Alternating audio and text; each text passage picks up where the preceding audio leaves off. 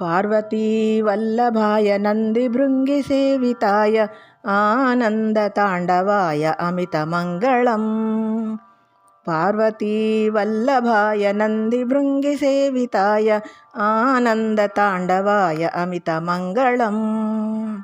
कार्तिकेयगुरुवराय कामितार्थदायकाय श्रीगिरिवासिताय चारुमङ्गलम्।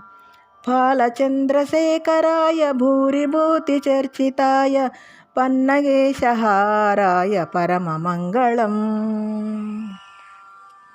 रुद्ररूपधराय रुद्राक्षमालिकाय स्फटिकसदृशदेहाय शुभगमङ्गलम्। आद्यन्तरहिताय आदिदेवदेवाय अभयवरदायकाय अतुलमङ्गलम्। ब्रह्मेन्द्रार्चिताय विष्णुहृदयवासाय योगेश्वरेश्वराय युक्तमङ्गलम्। महामहितान्विताय मदनदेहदग्धकाय मेरुशृङ्गाग्रय महितमङ्गलम्। भवबन्धमोचकाय भव्यमन्त्ररूपाय भक्तजनमोदकाय भूरिमङ्गलम्। भैरवानन्दहृदयवेदिनटवतंसाय आनन्दभैरवाय अखिलमङ्गलम्।